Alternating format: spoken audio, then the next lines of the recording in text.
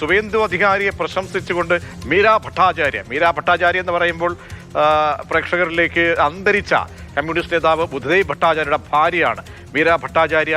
മീരയുടെ പ്രശംസ വരുന്നു. അതുകൂടി ഏത് സാഹചര്യത്തിലാണ് ബാലു? തീർച്ചയായും വളരെ കൗതുകകരമായ ഒരു പ്രശംസയാണ് സുവേന്ദു അധികാരിക്ക് ഈ ബംഗാളിൽ നിന്നിപ്പോൾ ലഭിക്കുന്നത്. അത് ബംഗാളിലെ അവസാനത്തെ കമ്മ്യൂണിസ്റ്റ് മുഖ്യമന്ത്രി, അതായത് മമതാ ബാനർജി പരാജയപ്പെടുത്തിയ മമതാ ബാനർജിക്ക് തൊട്ടു മുമ്പ് ബംഗാളിലെ മുഖ്യമന്ത്രിയായിരുന്ന ബുദ്ധദേവ് ഭട്ടാചാര്യയുടെ ഭാര്യ മീരാ ഭട്ടാചാര്യയാണ് ഇപ്പോൾ ഈ സുവേന്ദു അധികാരിയെ പ്രശംസിച്ചുകൊണ്ട് രംഗത്തെത്തിയിരിക്കുന്നത്.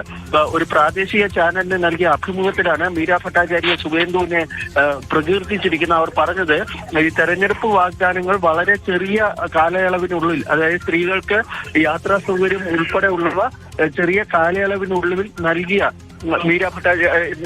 സുവേന്ദു അധികാരിയെ താൻ പ്രശംസിക്കുന്നു എന്നാണ്, അത് നടപ്പിലാക്കിയതിന് സുവേന്ദു അധികാരിയെ പ്രശംസിക്കുന്നു എന്നാണ് പറഞ്ഞിരിക്കുന്നത്.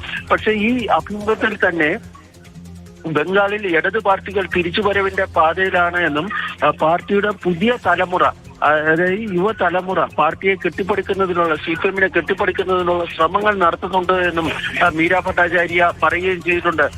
ഈ സുവേന്ദു അധികാരിയെ പ്രശംസിക്കുന്നതിന് മറ്റൊരു വശം കൂടി ഉണ്ട് എന്നാണ് ബംഗാളിലെ കമ്മ്യൂണിസ്റ്റ് നേതാക്കൾ പറയുന്നത്. കാരണം മമതാ ബാനർജിയുടെ ഭാഗത്ത് നിന്ന് ഏറ്റവും അധികം അക്രമങ്ങൾ നേരിട്ടിട്ടുള്ള ഒരു പാർട്ടിയാണ് ബംഗാളിലെ CPM. പ്രത്യേകിച്ച് ബുദ്ധദേവ് ഭട്ടാചാര്യക്കൊക്കെ അന്ന് വലിയ തോതിലുള്ള ഈ എതിർപ്പും അതുപോലെ തന്നെ അദ്ദേഹത്തിന്റെ ജീവിതകാലത്ത് തന്നെ വളരെയധികം ഈ കമ്മ്യൂണിസ്റ്റ് നേതാക്കൾക്ക് അവിടെ ഈ വലിയ തരത്തിലുള്ള കായികമായ എതിർപ്പുകളും ഒക്കെ നേരിടേണ്ടി വന്നിട്ടുണ്ട്.